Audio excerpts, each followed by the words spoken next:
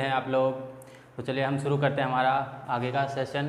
तो कल हमने पढ़ा था डाल्टन की एटॉमिक थ्योरी के बारे में, तो आज हम उसी थ्योरी को आगे बढ़ाते हैं। पहले हम सीखते हैं कि डाल्टन की जो एटॉमिक थ्योरी थी उसके लिमिटेशंस क्या क्या हैं, मतलब उसमें क्या क्या कमियां रह गई थी। डाल्टन की जो एटॉमिक थ्योरी थी उसमें क्या क्या कमियां रह गई थी, तो इसकी कुछ कमियां हैं, एग्जाम में पूछी जा सकती हैं। तो पहली जो इसकी कमी थी वो कुछ इस तरीके से थी कि जो डाल्टन था उसने ये तो बताया था कि जो सारे सब्सटेंस हैं वो एटम से मिलके बने होते हैं, लेकिन उसने ये नहीं बताया कि एटम, एक ही एलिमेंट के जो एटम होते हैं वो कंबाइन क्यों करते हैं। मतलब why atoms of same element combine, क्या हुआ, why atoms of same element combine, जो एटम्स होते हैं एक ही एलिमेंट के वो कंबाइन क्यों होते हैं, इसकी जो एक्सप्लेनेशन है वो डाल्टन ने नहीं दी थी। सेकंड इसकी जो लिमिटेशन आती है, कमी आती है, वो ये आती है बच्चों कि जो डाल्टन की जो एटॉमिक थ्योरी थी इसने एटॉमिक वेट, एटॉमिक मास या एटॉमिक वेट के बारे में कोई बात नहीं की थी। So we can write it does not explain about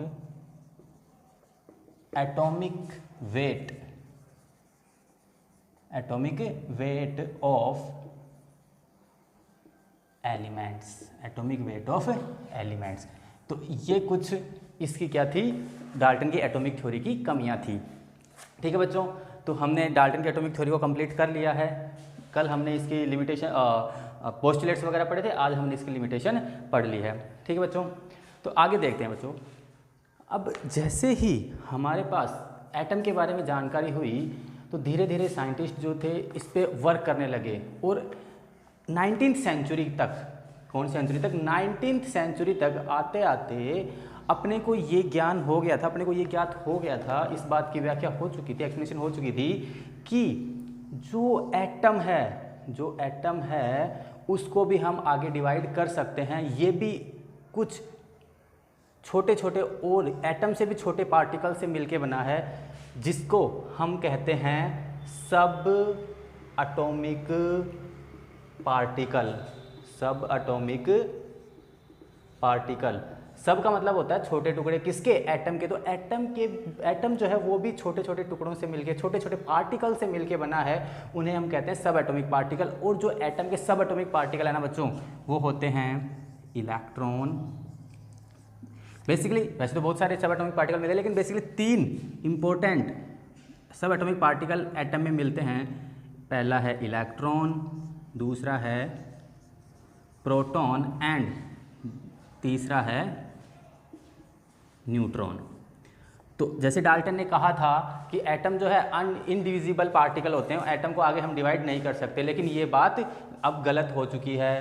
क्यों? क्योंकि एटम जो है वो किससे मिलके बना है, एटम को भी हम आगे डिवाइड कर सकते हैं। ये मिलके बना है इलेक्ट्रॉन से, प्रोटॉन से और न्यूट्रॉन से। ठीक है बच्चों, तो आगे अब हम यही सीखने वाले हैं कि जो एटम है इसमें ये इलेक्ट्रॉन, प्रोटॉन और न्यूट्रॉन किस तरीके से अरेंज हैं, कहाँ कहाँ इलेक्ट्रॉन प्रेजेंट हैं, कहाँ प्रोटॉन प्रेजेंट हैं और कहाँ न्यूट्रॉन प्रेजेंट हैं।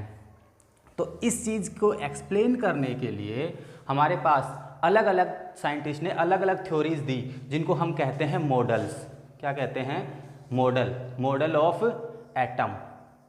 Model of atom is nothing but theories given by different scientist. ये एक तरह की थ्योरी है जो अलग अलग साइंटिस्ट ने अपने अकॉर्डिंग अलग अलग तरीके से दी है। कि किस लिए दी है? एटम की स्ट्रक्चर को एक्सप्लेन करने के लिए, कि एटम में जो इलेक्ट्रॉन, प्रोटॉन और न्यूट्रॉन हैं वो किस तरीके से प्रेजेंट हैं। ठीक है बच्चों, तो चलिए हम भी इन्हीं मॉडल्स के बारे में स्टडी करते हैं। एटम के जो मॉडल्स हैं उनके बारे में हम स्टडी करेंगे, लेकिन उससे पहले मैं आप लोगों को कुछ बातें इलेक्ट्रॉन, प्रोटॉन और न्यूट्रॉन के बारे में बताता हूँ, क्योंकि ये हमें पता होनी चाहिए। क्योंकि अब अगर हम साइंस पढ़ रहे हैं तो हमें बेसिक बातें तो इलेक्ट्रॉन, प्रोटॉन और न्यूट्रॉन के बारे में पता होनी ही चाहिए। तो चलो देखते हैं हम इलेक्ट्रॉन, प्रोटॉन और न्यूट्रॉन के बारे में कुछ बेसिक बातें।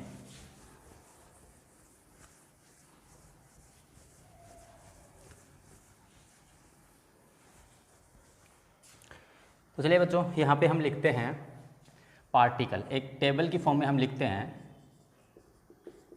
पार्टिकल यहाँ पे हम लिखते हैं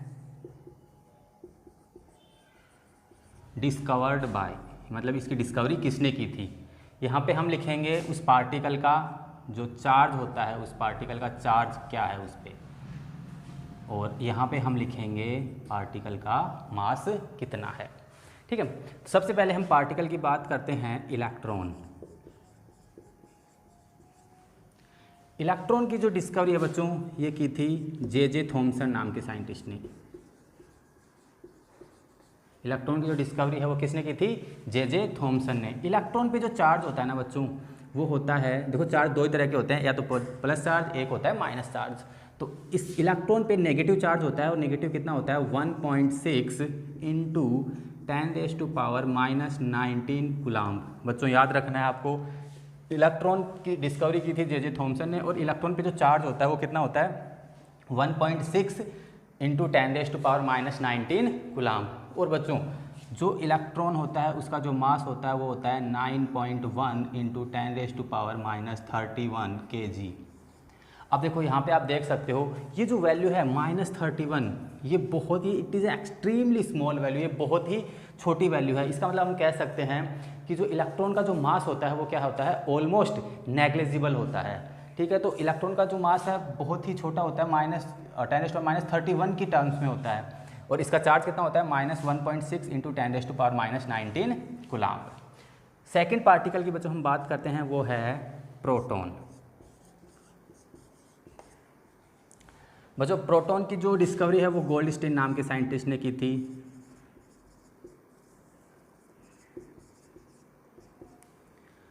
इस पे जो चार्ज होता है प्रोटॉन पे एग्जैक्टली इतना ही होता है, लेकिन इस पे माइनस होता है, लेकिन प्रोटॉन पे कैसा आ जाता है? पॉजिटिव आ जाता है। इलेक्ट्रॉन पे नेगेटिव चार्ज होता है, प्रोटॉन पे पॉजिटिव चार्ज होता है, और कितना होता है? 1.6 इंटू 10⁻⁻19 कूलम्ब। इतना ही मैग्नीट्यूड, इतना ही होता है, लेकिन सिर्फ साइन का डिफरेंस होता है। वो होता है 1.67 इंटू 10⁻⁻27 kg। ठीक है बच्चों, तो इसका जो प्रोटॉन का जो मास है वो किससे है? इलेक्ट्रॉन से ज़्यादा होता है। चलिए थर्ड पार्टिकल की बात करते हैं। थर्ड पार्टिकल है अपना न्यूट्रॉन। न्यूट्रॉन की जो डिस्कवरी है बच्चों वो की थी जेम्स चैडविक नाम के साइंटिस्ट ने।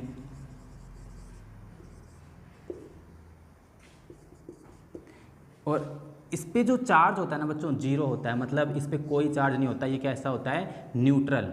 न्यूट्रॉन जो होता है वो क्या होता है? जैसे नाम से पता चल रहा है कैसा होता है, ये न्यूट्रल होता है। और इसका जो मास होता है वो एग्जैक्टली प्रोटॉन के मास के इक्वल ही होता है, 1.67 इंटू 10⁻⁻27 kg। तो ये कुछ बेसिक चीज़ें हैं इलेक्ट्रॉन, प्रोटॉन और न्यूट्रॉन के बारे में जो आपको पता होनी ही चाहिए। ठीक है, तो इलेक्ट्रॉन की खोज जे थॉमसन ने की थी। चार्ज कितना? -1.6 इंटू 10⁻⁻19 कूलम्ब, और मास कितना? 9.1 इंटू 10⁻⁻31 kg। ऐसे ही प्रोटॉन की डिस्कवरी किसने की थी? गोल्डस्टीन ने की थी। चार्ज कितना? 1.6 इंटू 10⁻⁻19 कूलम्ब, और इसका मास कितना? 1.67 इंटू 10⁻⁻27 kg। न्यूट्रॉन की बात करें, न्यूट्रॉन की जो डिस्कवरी है वो जेम्स चैडविक नाम के साइंटिस्ट ने की थी। इस पे जो चार्ज होता है वो क्या होता है? ये न्यूट्रल होता है, जीरो चार्ज होता है इस पे, और इसकी जो मास होता है वो कितना होता है? 1.67 इंटू 10⁻⁻27 kg। ठीक है बच्चों, तो ये हमने कुछ बेसिक बातें डिस्कस की है इलेक्ट्रॉन, प्रोटॉन और न्यूट्रॉन के बारे में। ठीक है बच्चों, अब आगे हम देखते हैं कि ये जो इलेक्ट्रॉन, प्रोटॉन और न्यूट्रॉन है, ये एक एटम के अंदर किस तरीके से अरेंज रहते हैं, और इस अरेंजमेंट को समझाने के लिए ही डिफरेंट थ्योरीज या डिफरेंट मॉडल्स दिए हुए हैं हमें। तो चलिए हम वन बाय वन उनको डिस्कस करते हैं।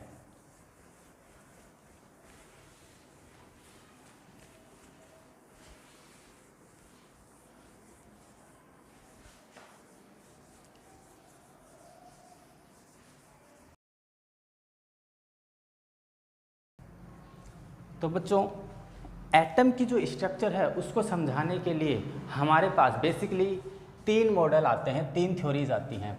फर्स्ट जो है मैं यहाँ पे लिख सकता हूँ स्ट्रक्चर ऑफ एटम। इसको समझाने के लिए हम बेसिकली 3 थ्योरी पढ़ते हैं जो अपने सिलेबस में दी हुई है एक्चुअली। वो है, फर्स्ट है Thomson's model, Thomson's model. Second जो मॉडल हम पढ़ने वाले हैं वो हम पढ़ेंगे Rutherford's model. Rutherford's model. And जो नेक्स्ट मॉडल, लास्ट मॉडल अपने सिलेबस का जो हम पढ़ेंगे वो होगा हमारा बोहर्स मॉडल। Bohr's model. ठीक है बच्चों, तो हम इन 3 मॉडल्स के बारे में अब अपनी स्टडी को आगे बढ़ाने वाले हैं। पहले हम पढ़ेंगे थॉमसन्स मॉडल, उसके बाद हम पढ़ेंगे रदरफोर्ड मॉडल और उसके बाद हम पढ़ेंगे बोहर्स मॉडल। करते हैं हमारा पहला मॉडल जिसका नाम है Thomson's atomic model. Thomson's atomic model. तो बच्चों थॉमसन ने अपने एटॉमिक मॉडल के बारे में क्या कहा कि जो एटम है वो एक पॉजिटिवली चार्ज्ड स्फीयर है। क्या है? एक पॉजिटिवली, मैं लिखता हूँ, पॉजिटिवली चार्ज्ड स्फीयर है। और ये जो स्फीयर है इसकी जो साइज है, साइज का मतलब क्या, इसकी जो रेडियस है, इसकी जो रेडियस है स्फीयर की रेडियस कितनी है? इसकी रेडियस है 10⁻⁻10 मीटर, मतलब बहुत ही छोटी इसकी क्या है रेडियस है। तो जो स्फीयर है, जो एटम है वो क्या है? एक पॉजिटिवली चार्ज्ड स्फीयर है और जिसकी साइज यानी जिसकी रेडियस जो है वो कितनी है? 10⁻⁻10 मीटर है। और इसमें इस पॉजिटिवली चार्ज स्फीयर में जो इलेक्ट्रॉन्स हैं वो नेगेटिव चार्ज की फॉर्म में डिस्ट्रीब्यूटेड हैं। क्या हैं? जो इलेक्ट्रॉन हैं वो क्या हैं? इसमें डिस्ट्रीब्यूटेड है। अपन जानते हैं इलेक्ट्रॉन तो नेगेटिव चार्ज होता है। तो जो स्फीयर है अकॉर्डिंग टू थॉमसन, जो एटम है वो क्या है? एक पॉजिटिवली चार्ज स्फीयर है और इसके अंदर जो इलेक्ट्रॉन्स हैं वो क्या हैं? दसे हुए हैं, डिस्ट्रीब्यूटेड हैं। और जो पॉजिटिव और नेगेटिव चार्ज, मतलब जो पॉजिटिव चार्ज और जो नेगेटिव चार्ज इसके अंदर दसे हुए हैं उसका जो मैग्नीट्यूड है वो क्या है? इक्वल है। मतलब जितना इसमें पॉजिटिव चार्ज है उतना ही क्या है? नेगेटिव चार्ज भी है। तो हम कह सकते हैं कि ओवरऑल जो एटम है वो कैसा हो गया? न्यूट्रल। कैसा हो गया? न्यूट्रल, क्योंकि इसमें जितना पॉजिटिव चार्ज है उतना ही क्या है? नेगेटिव चार्ज है। ये किसने कहा? थॉमसन ने कहा। अब इसमें एक बात आपको जो याद रखनी है वो ये है कि इस मॉडल को एक और नाम से जानते हैं, वो है plum pudding model. Plum pudding model. Plum pudding model के नाम से भी जानते हैं। देखो प्लम पुडिंग क्या होता है? प्लम पुडिंग एक डिश होती है, स्वीडिश डिश होती है, ये खाने की एक चीज़ होती है। ये एक हलवे की तरह होता है, जो अपना घर में हम हलवा बनाते हैं उसकी तरह होता है। क्या होता है इसमें कि जो हलवा वाला पार्ट है वो तो क्या हो गया? अपना स्फीयर हो गया, पॉजिटिव चार्ज स्फीयर हो गया, और उसके अंदर हम काजू किशमिश जो भी डालते हैं तो वो क्या हो गया? हमारा इलेक्ट्रॉन हो गए। जो काजू किशमिश हम डालते हैं वो क्या हो गया? हमारे इलेक्ट्रॉन हो गए। तो एक तरह की क्या है? प्लम पुडिंग एक डिश है, कंफ्यूज नहीं होना। और एक इसी मॉडल को हम एक नाम से और भी जानते हैं जो है वाटरमेलन मॉडल। क्या नाम से बोलते हैं इसको? Watermelon model. वाटरमेलन मॉडल मतलब तरबूज मॉडल बोलते हैं। तरबूज के जैसा होता है, जैसे कि तरबूज को हम काटते हैं तो जो रेड वाला पार्ट होता है, जो रेड वाला पार्ट होता है तो वो तो अपना क्या हो गया? पॉजिटिवली चार्ज स्फीयर हो गया। और जो सीड होते हैं, इसके जो बीज होते हैं जो इसके अंदर धसे हुए होते हैं वो क्या हो गए? हमारे इलेक्ट्रॉन्स हो गए। तो इसी मॉडल को, थॉमसन के एटॉमिक मॉडल को क्या कहते हैं? हम प्लम पुडिंग मॉडल भी कहते हैं और वाटरमेलन मॉडल भी कहते हैं। तो ये था हमारा थॉमसन। हम जो एक बात और हम यहाँ पे देख सकते हैं कि जिस टाइम पे थॉमसन ने ये मॉडल दिया था उस टाइम पे न्यूट्रॉन की डिस्कवरी नहीं हुई थी।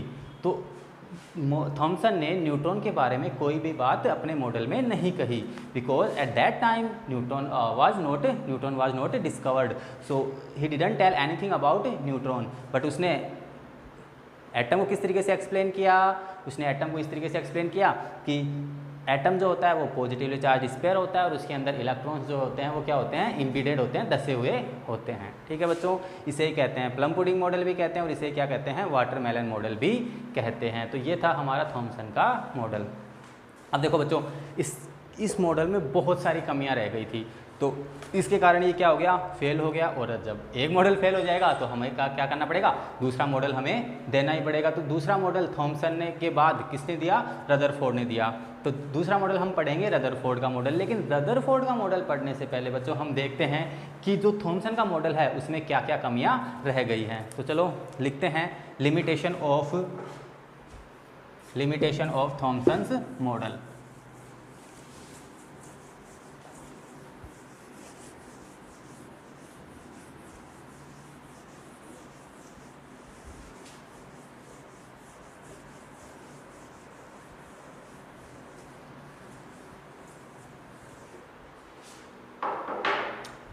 चलिए लिखते हैं हम लिमिटेशंस ऑफ थॉमसन्स मॉडल। जो थॉमसन मॉडल है उसकी जो लिमिटेशंस हैं, उसकी जो कमियां हैं वो क्या क्या हैं, उसके बारे में हम डिस्कस करते हैं। तो चलिए बच्चों, पहली जो इसकी लिमिटेशन है वो हम देखते हैं, it does not explain stability of atom. जो थॉमसन है इसने जो एटम की स्टेबिलिटी है उसके बारे में कोई भी एक्सप्लेनेशन नहीं दी कि एटम जो है वो स्टेबल क्यों है। सेकंड जो इसकी लिमिटेशन है वो ये है कि देखो बच्चों, थोड़े दिन बाद जैसे थॉमसन ने अपना एटॉमिक मॉडल दिया था, उसके बाद रदरफोर्ड ने एक एक्सपेरिमेंट किया था, गोल्ड फॉइल एक्सपेरिमेंट। तो उस गोल्ड फॉइल एक्सपेरिमेंट से जो रिजल्ट रदरफोर्ड ने ड्राइव किए उनको थॉमसन का मॉडल एक्सप्लेन नहीं कर पाया था। तो ये भी क्या थी, इसकी फेल होने की एक कारण था, इसके फेल होने का एक कारण था। तो इसने क्या किया, it could not explain experimental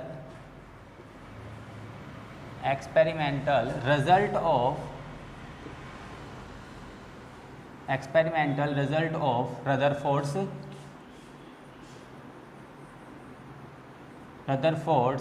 gold foil experiment.